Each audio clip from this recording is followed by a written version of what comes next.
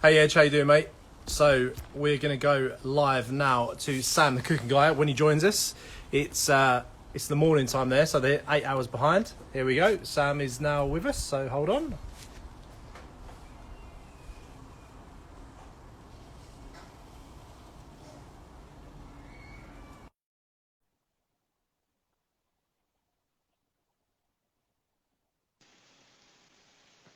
Perfect. Good You got morning. me. How are you? I'm well, thanks. How are you? Yeah, I'm good. So we just cooked the turkeys. Mine's still on, so still there. No, I just watched. Yeah. Do you guys put them on at the same time? So Hillary cooked his earlier because he was at home. I got home Yeah. at 4 o'clock, so Oh, I didn't right. really have a chance to get it on early enough. But I'll get it off in a minute and rest it. But yeah, really, really good turkeys. But Did you so ever think about spatchcocking them? you know what? I've done a spatchcock turkey, but Yeah. this was the crown, so we didn't Ah, actually have the legs. So got it, got it's it, got kind it. of redundant, yeah. But I've done a spatchcock turkey before. I did it on the Traeger. Yeah, Comes out amazing. amazing. Yeah, And it cooks so much faster though, right? yeah. So Yeah. fast. I mean, obviously you don't. Do you do turkey for Christmas or is that more a Thanksgiving thing? It's absolutely Thanksgiving. It's Yeah. it's it's almost required. The only people not doing a turkey at Thanksgiving are vegans, I suppose. The sad nut loaves. All It's yeah, sad. Like, it's exactly right. yeah, exactly. They do a giant tofurkey, Ugh, like a tofu. I know it's horrible, but yeah. yeah. So I prefer, as much as I love a smoked turkey, I really prefer a oven roasted one. I don't think there's anything that takes the place of a 5 hour turkey roasting in the oven. The smell that it puts into the house is so Yeah. fucking glorious. It's amazing. It's hard with turkey, isn't it? Because basically, to flavor it, you need to really like move that skin back and get something underneath that skin. So Yeah, without like crudely pulling it all apart and then seasoning it with like barbecue rub or something else, yeah. put it on the barbecue, and smoke's only going to penetrate so far. So it's yeah, I'm kind of in agreement, but doing it on the barbecue does free up your oven because That's you know. absolutely true. But then you also get the juices when you do it in the oven, and Oh that yeah. makes clearly the best gravy ever. Oh yeah. Yeah. Have you ever made chicken wing gravy? Just with chicken wings? No, so I'm talking like a kilo of wings, so like 2 pound of wings, Yeah, celery, carrot, star anise, roast them, mash them all down, flour, get it thick. That's the gravy recipe for yeah. Christmas. Well, I save when I make chicken wings. If you get the whole wing, there's always that little piece. Yeah, like I the always tip. the tip. I always cut the tips off. I put them in a bag, and they go into my freezer.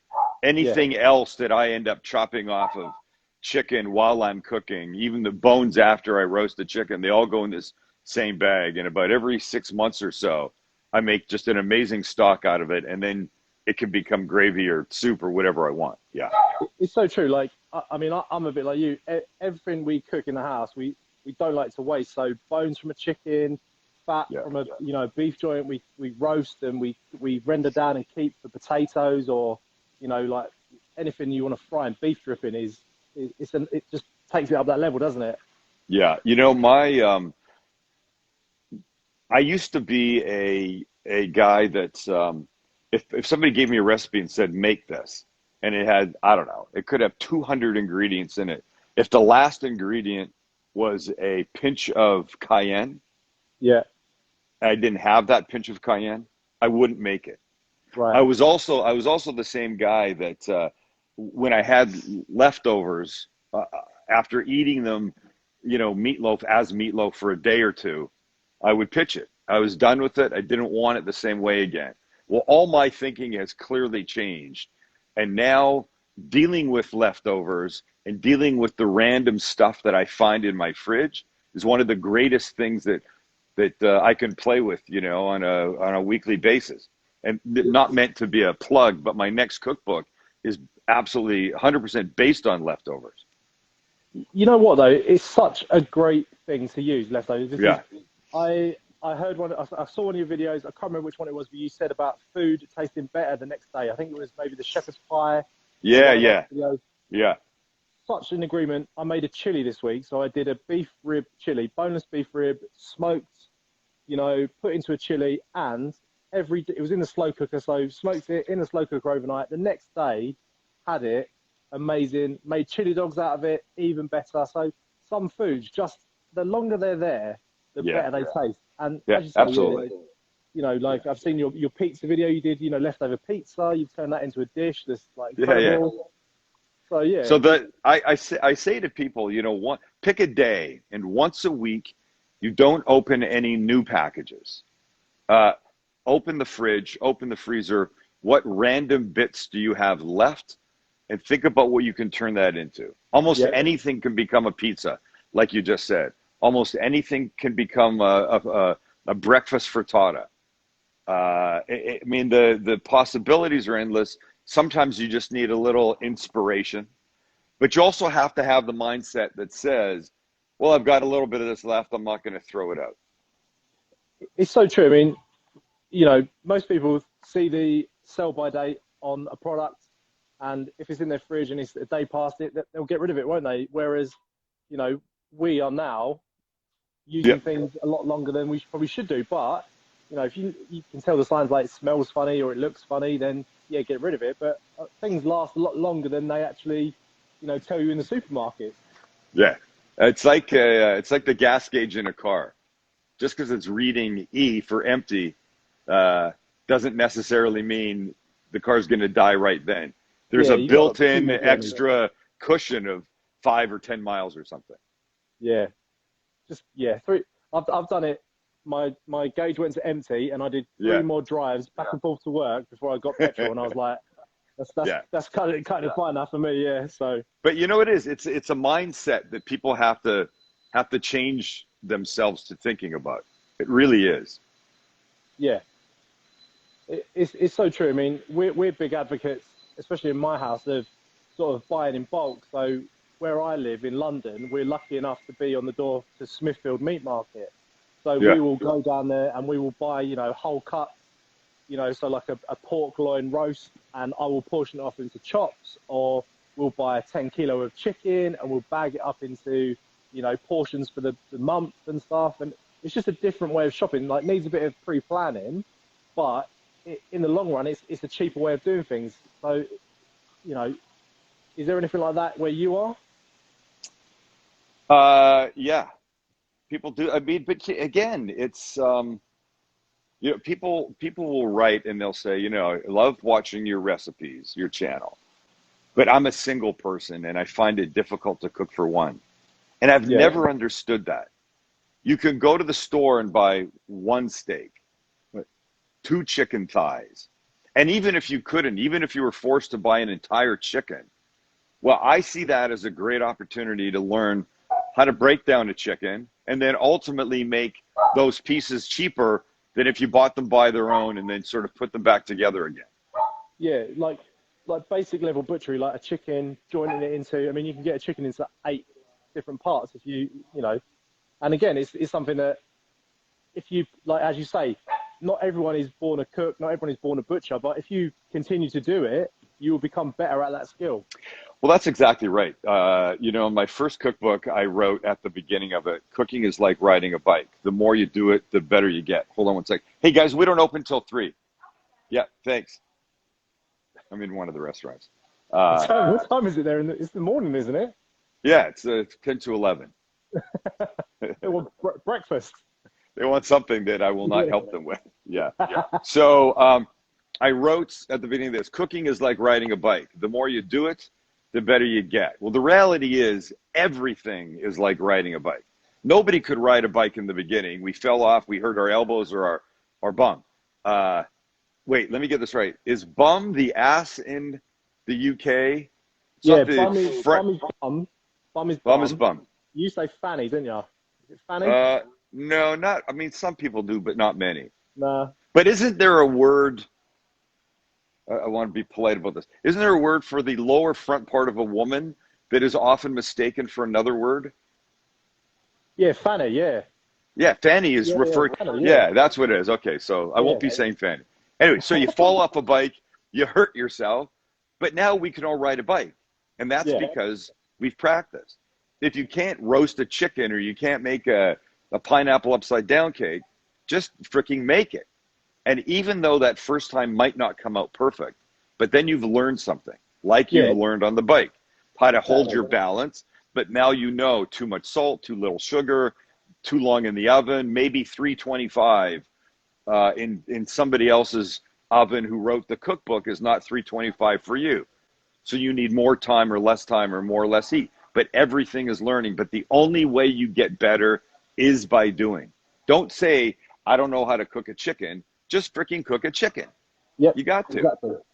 And you know what? Like, there's so many tools now available to us that help us along the Oh, way. So I'm a big advocate of the thermometer. So, I am, yeah. while we talk, monitoring my cook with this. Absolutely essential. I'm not a Michelin star chef. I can't touch a steak and say, oh, that's medium or that's I rare. can't do that either. Yeah, exactly. I'm like you. I taught myself from YouTube, from books, and anything that makes my journey better or easier. Thermometer, instant read, perfect. Yeah. I think people should be using thermometers for almost everything. It really does. It makes the difference between a horribly cooked piece of meat and a perfectly cooked piece of meat. And we can buy here a really good instant read thermometer for, under $20. And there's Yeah, no excuse not to have one. totally agree. And Yeah. I've seen all your YouTube videos, and you talk about you talk about pork. You did that episode with the Pork Board of America, and about the Yeah. difference between good pork and bad pork, and how pork should be cooked to. I mean, over here they advise it should be, I think it's 63 degrees Celsius. Which is what? That's too high, I think, no? Wait, 60? So 63 60 is Celsius double at 120, 150. So what, 153 Fahrenheit, or roughly. 4? I've got the dial here, so I can tell. Yeah, do that. No, a little bit lower. So Oh, you're talking, so then you're there. So we've settled yeah, here on 145. yeah, yeah. I've So always similar done here. I've always done quick Celsius changes. I just double it and add 30, which I think gets you maybe relatively close when the numbers are lower, but when they're bigger, I don't really know. But that's exactly it. Like the difference between good pork and bad pork is only a few degrees Celsius or Fahrenheit. So But it's everything in the end, right? yeah, it's weird. And turkey, everyone says, "Oh, I don't like turkey for Christmas. It's dry, it's horrible." Well, you're overcooking it, aren't you? Then That's because exactly right. turkey. Did you guys brine? No, Hillary did. So Yeah, the other guy, barbecue lads, Hillary, he brined his. yeah, yeah, But I didn't brine mine. I didn't have time. But yeah, I have done it for Christmas, and I do really like it, actually. It does add yeah. a lot of extra flavour into it. It does. The last time, did he wet or dry brine? He wet brined. Yeah. Yeah. I'm just going to take this off now because it's done. And from the few shots I've seen of it, it's amazing. So what will you be doing with that? You're going to eat it as turkey tonight, I imagine. Yeah, I'm going to let it rest, maybe a half an hour or so, and then we're going to have a little mini roast dinner. So done some roast potatoes, some broccoli, cauliflower. Just, yeah. You and Mrs. Jack's Meat Shack. Mrs. Jack's Meat Shack, yeah. Yeah, yeah. And the dog. And the baby won't be having any of that yet. No. She's just Well, on so- apples at the minute. Apple. And so the plan for the rest of the turkey, because you can't eat it just as turkey, what else will you do with it? So we've got a curry in mind. We're going to do a turkey Oh, curry. lovely. We found we always struggle with curries because you can get such a good Indian takeaway in the UK. It's Yeah. so hard to replicate it in your own kitchen because some of the processes are, they're ridiculous, aren't they? You need to really know your spices, toasting, Yeah.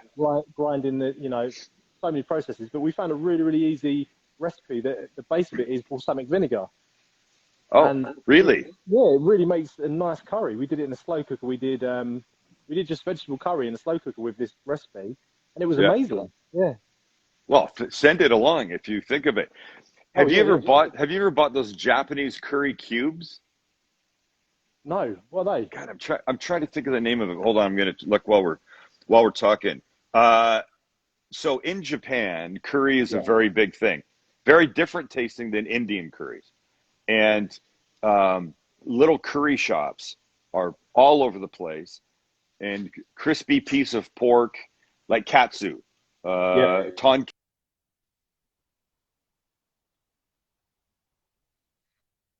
But there's a very simple curry. Hold on, Japanese curry cube that we can buy in stores here. It's called Golden Curry.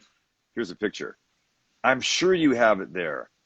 And I always have a pack of these. Stand by. Let me show you if you can see that. Okay. You Oh, you should know look what? for that.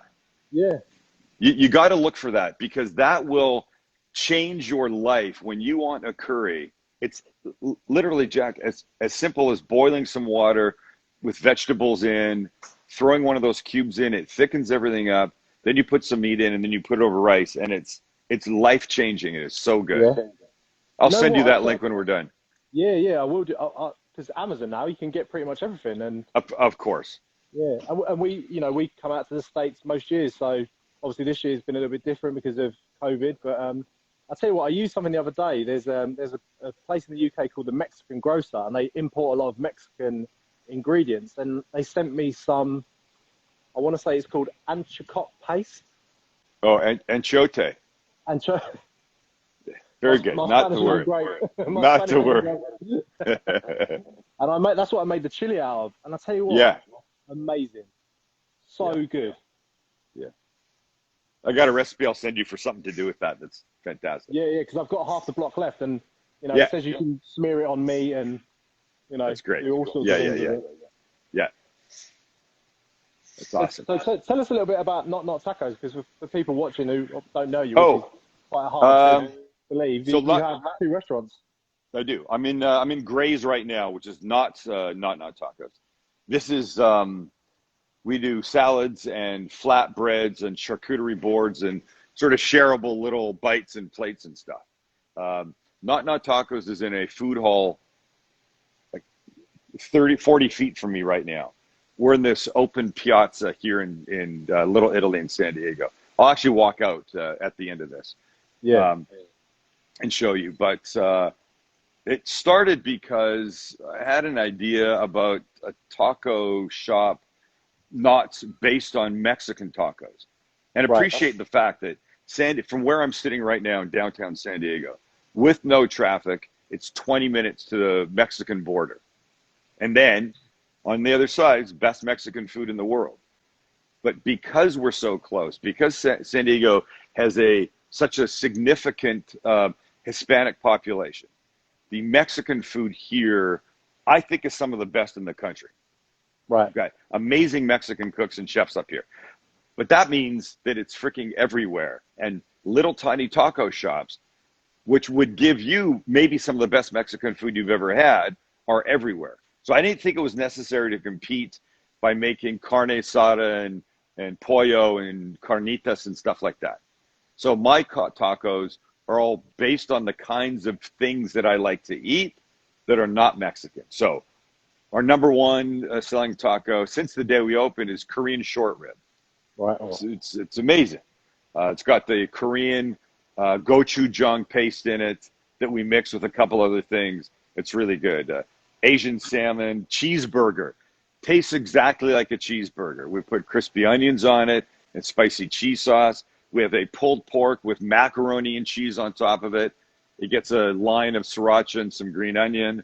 We have a mashed potato taco. One of the greatest, simplest things ever that you should make whenever we entertain, which clearly we haven't done for 6 months or so. Yeah. Mashed potato tacos are always are one of the first things we serve on small street-sized tortillas because they make an amazing appetizer. We always start with margaritas. It's just a very fun way to start.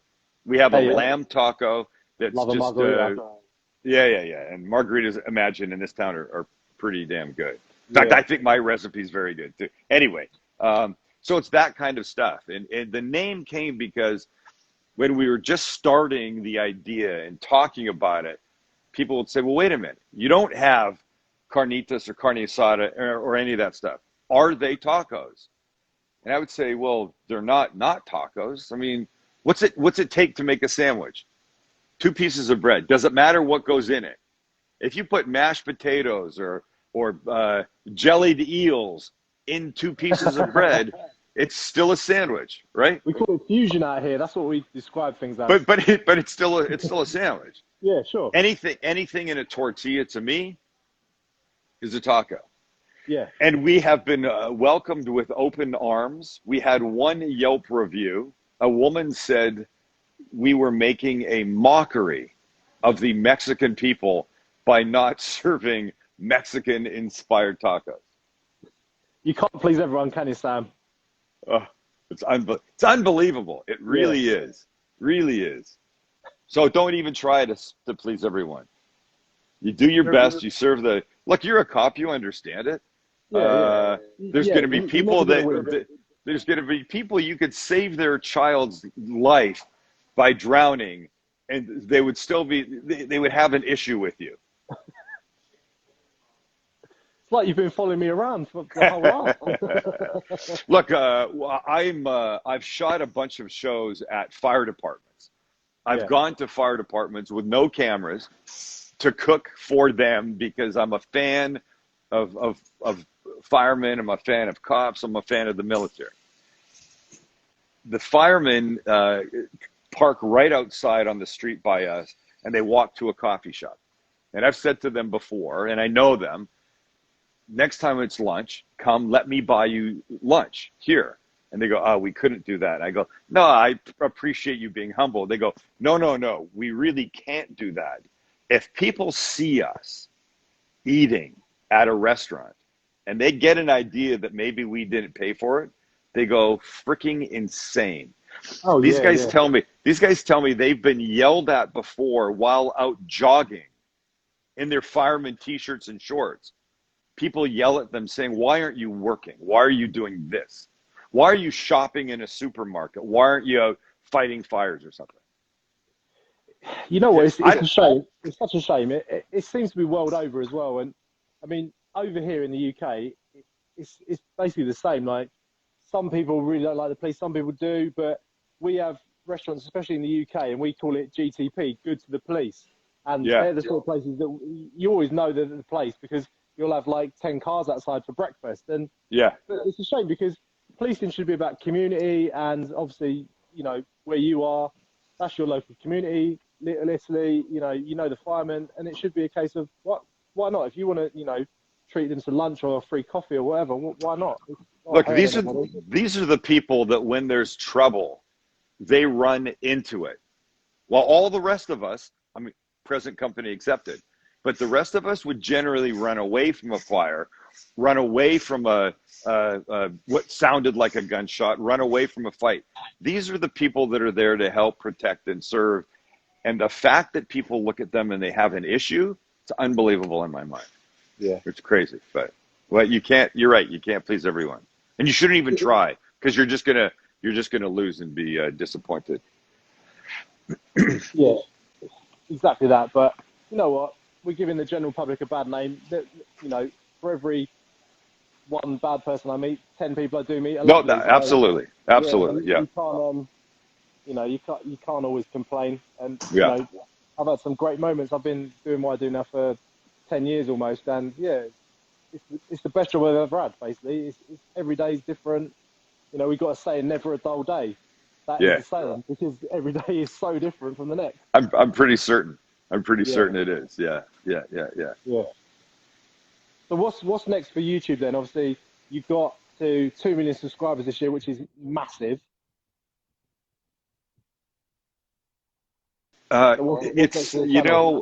We hit a million in August of last year. Yeah, and I'm just moving because the sun's in my eyes. Okay. Yeah. There you go. We hit a million in August of last year, and 2 million a couple months ago. And I mean, we're still shocked by it. Never take a second of it for granted because that would be foolish. We're so appreciative of the people that watch and support and tell their friends and stuff like that. It's madness, but the best thing that comes out of it for me is when somebody comes up and they'll say, "You taught me how to cook. I cook because of watching you." And I go, "You cook because of watching my stupidity?" And they go, "Yeah, but that's one of the things that works for many people because Yeah. I preach a theory, a style of no hard and fast rules. Just get in, as you guys would say, just muck about. You're never going to get anywhere unless you start and get your hands dirty a little bit. So, and mistakes are not just okay, but you should expect them. Oh, And yeah. that's the thing. I think people watch me burn myself or cut myself or drop something and pick it back up and carry on. And they will say, "You make me feel like it's okay to make mistakes." And of Yeah. course it is. It always was. The problem is you get too hung up on some of those, what I call proper cooking shows. You know, the ones that are on, you have Food Network there? Food Network Yeah. UK? Yeah. Yeah. So it's that kind of stuff. It's that perfection that, I mean, Food Network would never do anything with me because, well, I've got a bad mouth for a start, which I can clean up. You know, I can definitely clean that up. But my I think style, Greg from Barbecue Central came on a little while ago and called you a rather nasty name. what did he say? He dropped the C-bomb on you. That's my boy.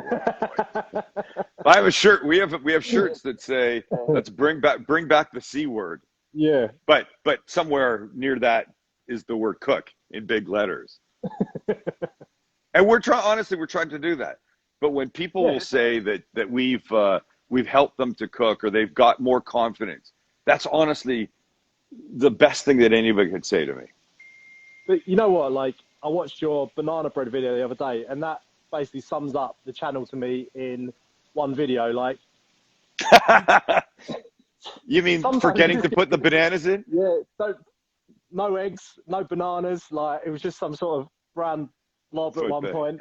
But then, What yeah, the hell was I doing? yeah, exactly. But that's the thing. Most people wouldn't have shown that. Most people would have edited it and tailored it so it looks perfect. But that's social media, isn't it? Everyone puts their best stuff forward.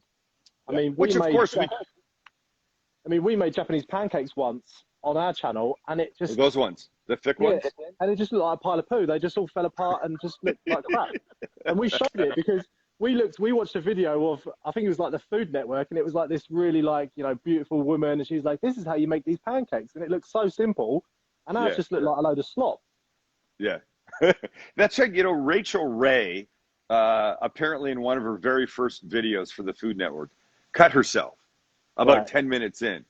It was like, stop the tape. They crazy glued her finger and put makeup on, and then they started from before that happened, so as never to show that. But that's the point. That shit does happen. Yeah. And people need to know that, and by seeing it, then you know they can feel like it's okay. I'm human. I can actually you know, make mistakes and mess up recipes and, as you say, forget things. It's the only way you're going to learn. It really is. Oh well. So you're a big fan of the Evo. We don't get those over here. How comes that's your like grill of choice? Well, look, it's a beautiful piece of equipment. There's no question. It's got two sources of heat in it. There's a burner about this far from the outside, and then in the center there's one about this big. So you can set different temperatures. I can have a pot of some marinade in there, be doing shrimp around the outside at a different temperature and be dipping, then putting them back on. I love the Evo, but I say to people all the time, the best part of the Evo for me is that it's flat. Cooking on something flat changes the game significantly. It really does. Yeah. And that for me is everything. I love the flexibility and the variety of stuff that you can pull off using that. But you know what? I would say your channel is like is live fire cooking. Some people would argue it's not, because obviously like gas barbecues and, you know, but you do dabble. You've got a Santa Maria style grill. And I think no matter cooking outside is barbecue to me. Doesn't matter if it's Yeah. gas, doesn't matter if it's Yeah. pellet grills or whatever. You know, people will, pick a side and whatever. But the fact that you're outside cooking and doing it well is barbecue. Greg from Barbecue Central said to me a week or so ago, you have a live fire cooking show, you just don't realize it. Yeah. And I thought about it for a second, and I mean, I guess he's right. We do use the grill fairly often, the smoker not quite as much. Greg gave me shit for that too, so we'll be doing that more. The Santa Maria thing is amazing, and I also have a Kamado that I use every so often. So yeah, but it's the variety. But I think what's important is when I'm talking about how to use something, I hope I'm always giving advice on what to do if you don't have one of those. I don't want it to be a cooking show based on only using a Traeger smoker. That wouldn't be right. That would limit the audience, and I want to be inclusive. Anybody can watch and get an idea on how to do something. And really, the most important part sometimes is just getting an idea, you know? Yeah, it's so true. Like anything you do on your channel can be replicated either like on a smoker, on a hob, cast iron pan. It's so inclusive, and that's why I think people gravitate towards it. We very much found your channel last year, and we watch it for you because obviously you're easy to watch. You're great personality, and you're funny. Thank you. It's so people watch things to learn, but when the host is engaging and he's got a personality, the banter you have with Chase and I can't remember your other son's name, but Max and Chase, yeah, it's fun. It just makes it, doesn't it? It's fun. Well, you know what? My TV show that ended 5 years ago, but was on for like 15 years. I never ignored anything that happened on the other side of the camera. It made sense to me that if I was shooting and somebody's phone accidentally went off that was just watching, that I would call them out and make fun of them for that. And in the TV world, that's called breaking the fourth wall. You never talk about anything that happens behind the camera. And to me, that's just the most ridiculous concept ever. Look, it's not a soap opera. It's real life. And I say whatever really happens when I'm cooking, we put in the episode. Yeah, that makes sense in my head. Because when we cook at home and the dog might go mad, or I have a thing with there's an ice cream van that comes around here. So I heard you talking about that earlier. Yeah. Every time ice cream, there's a thing on my Instagram of me like dropping the C-bomb, and then like I didn't realize the camera was on, but I was like dancing through the song because he turns up at the worst time, and I'm like mid trying to film something, and he's like puts his janky ass old school ice cream van on, and it's your ice cream van showing up, or my next door neighbor gardener showing up. yeah, exactly. Yeah, it's like yeah. Unfortunately, Thursday is a gardening day in the neighborhood, and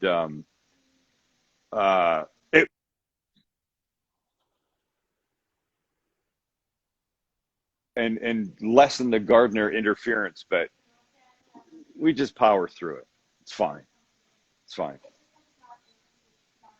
So, any more plans to travel? I know you've been to the UK. And you've done the food tour of the UK. Controversial, mate, that breakfast. Controversial. I know. I was just try. I was not saying this was the only full English breakfast you should have. And forget the price. Never mind what the price was.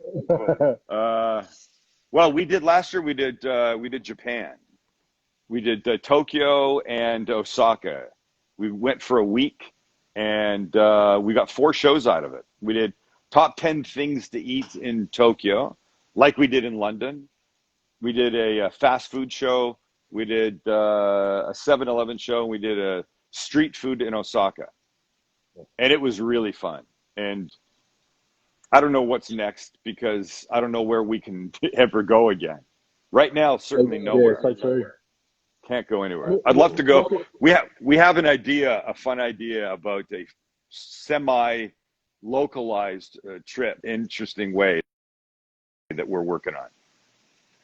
Yeah, I think we're going to pull it off, and it will be next. We'll shoot it next month, and then start airing it at the end of September. Wicked. Yeah, Yeah, it's, but we're it's not a shame, talking. isn't it? Because lockdown is, you know, as I said, we would come out to you in America. We come out most years, but this year it's you know, Yeah, it's not happened because of COVID. So no, I hear you. yeah, I hear you. Well, let me give you a quick look at where I am, and then I'm going yeah. to jump because it's a shoot day for I me. was going So to let say me see if I you're can. shooting, aren't you? Yeah, let me see if I can. I'm just going where the sun isn't beaming in my face. Got it. No sweat. So this Okay. is Gray's, and you can see. I mean, there's boxes because it's early morning. There's Sam Hey Sam. waving. So here's it, and then this is. You can see it's all a mess because all the furniture's inside because we can't have people in here. So, but So is out it here, just outdoor dining at the minute? No eating in. yeah, on the outside, and we'll have Right. tables set up. Tables will be set up all in here. You can see there's the fire pit here, but it's piazza that we're on. And here's this big fountain. Over there is the Little Italy food hall, not tacos. We'll take a quick walk in there and see there's a FedEx truck down there, and you won't be able to see it, but on the other side of the FedEx truck, 2 blocks, is ocean. Hold on. I don't know if you can see it. Way out there. Right there is ocean. So it's a pretty Beautiful. and one restaurant I mean, there. I've only been to San Diego once, and it was amazing. Restaurant there. Say it again. I said we've only been to San Diego once, and it was amazing. We went to you've got like a battleship out there. We visited that. Yeah. We did the farmers market. We tried some mead in the farmers market. Amazing. Oh, do I have you? Yeah, that's right here. Is that the menu there? Oh. Yeah. I was saying I definitely have the bit of everything. What's it called? The Sam selection. You know, you do the choice of all your tacos in one. Yeah. Thank you. I'll come back in a second. Yeah. Look at that. You look like a bank I set robber. that up. I did. I was going to say, do you get recognised a lot now? You're like a YouTube sensation. Every single day, many times a day. Yeah. Yeah, and it's I'm thankful for it, and I'm happy for it, and it's a good thing because people are very nice. People, let me get back to my safety and security, my little corner over here. People are great, you know. They just want to come up and say hello and talk about food and what they've made or ideas, and it's just a really wonderful thing. Yeah. Just inside my kitchen now because my battery was low, so. Oh, I gotcha. So my little bar. Nice. Yeah. A few little beers for later. Perfect. That's great. I enjoy watching you guys. I like the idea of 2 people cooking the same thing at the same time. You know what? It was something we just it just happened over lockdown. You know, Hillary and I, we met through Instagram. Obviously, his account is massive. He's got like you know, one of these like, how do you describe it? Like a collators account where he just puts the best food from all around the world, barbecue on his account. And, you know, we realized that we both lived in London, so we met up for a beer. And then from that, we started to go to restaurants. And yeah, we've, you know, been friends ever since. And when lockdown happened, we realized we weren't going to see each other for a while. And going live was kind of becoming a bit of a thing in the UK. Like everyone seems to be doing it, cooking and, you know, showing people how to cook. And Yeah. I just said to him, look, let's go live. Like, let's just do it. And the wife, you know, she was like, just do it. Just like set a date and do it. And we did. And we did it one Thursday.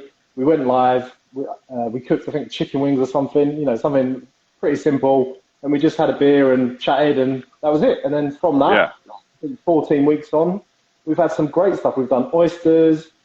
We've done turkeys, we've done lamb, you know, any meat you can imagine we've done, basically. We've done lobster tails, you know, we've had some really good wine sponsored to us. We've had beer companies sponsor us. It's been amazing, yeah. It's just so good. We shot yesterday a cut of beef called picanha. Do you know it? Oh, yeah, love picanha, yeah. Did you It do it whole or is. did you cut it into steaks? I did it whole.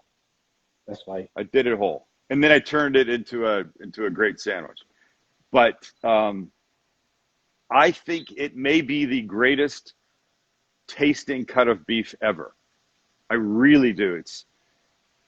We have something here called a tri-tip. I mean, everybody has them, but not every place calls them the same thing. Yeah, we call it rump tail here. Okay, so that to me is an iconic beef forward flavored cut. Yeah. I think it's dwarfed by this picanha. It really is. And I bought a prime one that was almost 4 pounds. It's like $40, we'll call it. So I think the value was pretty good. $10 a pound. Unbelievably delicious. It's such. I'm a big fan of rump steak, and that is Yeah. the rump Rump cat. cap. Yeah. So yeah, I love that cut. It's amazing. It's amazing. It really is. And I just did it on my grill. I just turn it a lot. Do you guys sous vide? We do, but I've never experimented myself. But a lot of people do in the UK. Yeah, I hear it's a great way of doing it, but I don't know about You know what? boiling steak. Yeah. I'm not a fan of it for beef. I can cook a steak. I can actually cook chicken and fish too, but I think it can be good for chicken. What makes it good for chicken is that you can pile a bunch of chicken breasts into a bag and drop it in the sous vide that's like at 150 degrees. In chicken, you'd always cook to 165 to kill any bacteria. So if you cook it fast, you need it at 165. If you cook it for a longer period of time, like 2 to 3 hours, you can cook it at a lower temperature, still kill the bacteria, but it will maintain the moisture. It'll be so juicy, it will not dry out. So that's one of the few times I use sous vide. Because you can add a lot of things to it, can't you? So you can add like butters or herbs. Yeah, You know, to absolutely. part of that extra flavour. But it's always the thing that do I need an extra bit of equipment in my kitchen to play with? Say that again. It's like, do I need an extra bit of equipment in my kitchen to play with? Like, No, you know what? one I tell people all the time, here's what you need. You need a good thermos, a good cooler like you would take to the beach or the park. Yeah, Because people forget that keeps things cold, but also keep things hot. So you fill it up with, hot water and using boiling water, cold water, get it to the temperature that you want to sous vide the stuff at, and then put it in. And then with your thermometer, come back every 15, 20 minutes. If you're cooking a steak to 125 Fahrenheit, if it starts to drop, you add a little more hot water. Yeah. Simple as that. And I call it ghetto sous vide. It's a backyard sous vide. You're not spending any money on a piece of equipment. It's a great way to try it and see if you like it. Yeah, I've got a backpack machine. I use the backpack all the time for marinating. Yeah, so do I. Yeah. But my wife, if I cook a steak in there, I haven't for a couple of years. She calls it water steak. And she says she knows, even though it's not directly in the water, it's in a vacuum pack. You can tell. She still says, I don't like this. I don't want it. So I was going to say to you, have you tried, whenever we come out to America, our friends always get us tri-tip, and they call it the Cardiff crack. Cardiff crack. Yeah. Yeah. It's from a supermarket a half an hour north of me. Right. Yeah. To me, that's the best. I think the crack part of that. Ever. I think the crack part of that is mostly red wine. Yeah, because it's marinated. tumbled, isn't it? Tumbled. Yeah, and marinated in so it's massaged a little bit, and then there's a lot of red wine as the base of whatever else it's in. I know people here go fucking crazy for it. Crazy. Yeah. We did. Do you know Stater Brothers in Yes. California? So when we was out there last year, we actually did a episode of our YouTube channel in Stater Brothers, and they showed us their new tumbler because they tumble it for you while you wait. So we went and they tumbled some stuff for us, and we met the butcher, and they took me through all the cuts and stuff. Yeah, they were so accommodating. So, you know, English geezer coming over saying, hello, like, what's going on here? Can I see your steaks? They were like, yeah, come on, come on over. What's going on here then? Yeah, what's going on here then? Yeah. Is it sealed when it's tumbled, or is it open? No, it's sealed. So it's like a drum, and they put like a pressure valve in the drum, suck out all the air with the marinade in it, and tumble it for like 20 minutes. So you saying we could take a steak? Let me think about this. Put it in a wine-based marinade, vacuum seal it, and then throw that in my dryer, my clothes dryer. Yeah. Without heat. Without heat, yeah, and tumble it. Or hand turn it, maybe. I think I'm gonna try that. That's an episode, yeah, right there, yeah. It sounds like an episode, doesn't it? Yeah. I don't want to see you with like no fingers or you know what I mean? Be like that English kid is telling me to do it. I'll be like, no. Oh God! All right, Jack. It's been amazing. Great. Yeah. Thank you very much. And I appreciate you. Yeah, thanks. I appreciate you having me on. Maybe what you need to do this. Why don't you do a cook along? Advertise what you're going to cook one day like a week in advance. Tell everybody. And then people can do it and cook while you guys do it. So maybe not like a turkey that you started before, but maybe something that would take a half hour, an hour. You could just do it all right then, and people could watch you and cook with you guys. Yeah, I mean, next week we've got chicken breasts and rump steaks. So, definitely. Yeah. Yeah. It's great. And then it gets people ask questions as they go. Hey, wait a minute. Did you say a quarter cup, or how do I cut that? That kind of thing. Yeah. But we can always pre-advertise what we're going to do. And if they want to follow along, this is a list of stuff you need. That's what I'm saying. Yeah. Yeah. That's my point. Yeah. Wicked. All right, man. Let's do it. I want to see that tumbled steak though, next video. I'm going to start working on that today. Yeah. That's a hilarious idea. All right, Sam. Thank you very much for coming on and chatting. It's been amazing. Thank you very much. Thank you. Say hello to Mrs. Jack's Meat Shack and the wee one, and enjoy that turkey. Will do, mate. You have a good day, and I'll speak to you soon. Thanks. See ya. Yeah.